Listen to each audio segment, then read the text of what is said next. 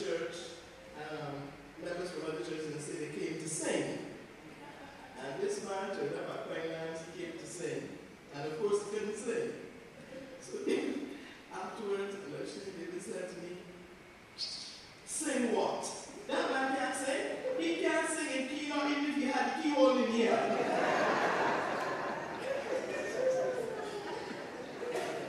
It was a lot of jokes. He used to tell some good ones, I can tell you. Have people rolling, you know. Brilliant. We're going to continue with our tributes, and we're going to have tributes from two members of Finance, so the young people from Finance, Brother Kwam Edwards and Sister Eleanor Daisley, and they will be followed by Brother Patrick Linton, who was a very good friend of Brother Linton. I heard that I lost a father figure in Brother Linton caused me to reflect deeply on one of the persons who inspired me to be the best that I could be. I know he also inspired many young persons to live uprightly in the sight of God. Indeed, he was a living inspiration. Someone who pushed young people to work for God. He dared to be a Daniel. That is, to have a purpose firm and dared to make it known. For me, he is one of those once-in-a-lifetime persons you never get to meet. If you knew him, I'm sure you would have heard him say, and you've also heard some other persons say them this evening, but I'll say them. I know half of Barbados, and the other half knows me. That is a salient point. As Christians, we have to be different, because God is a peculiar God. The servant of the Lord said, or his glory, glory, read one of his favorite hymns that I knew he loved, which was number 10, was sung. He would say, we must say this one antiphonally. Women first, and alternately, the men will sing. He also said, you can't get this anywhere else in Barbados.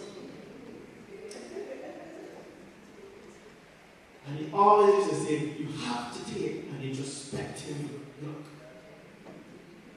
And when well up in speaking of the hope within us, he would say, when Jesus bursts the eastern skies, we shall all go home with him to spend the ceaseless ages of eternity with him.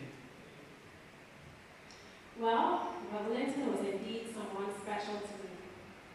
He was one of the most influential people in my life.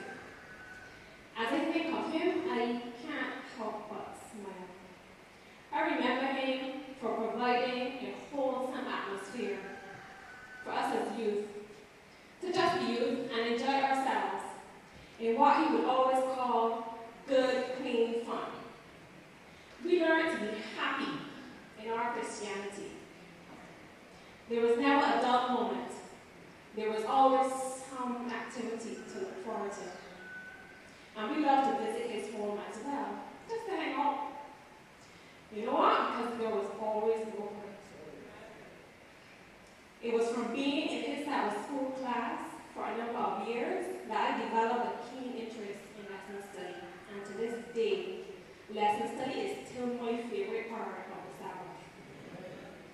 We as youth were more than blessed to have learned spiritual lessons under his care.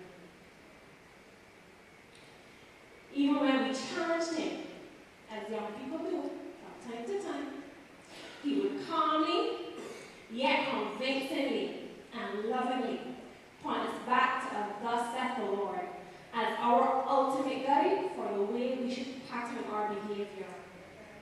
It is with an extreme and grateful heart that I thank the Lord for the role he played in my younger days.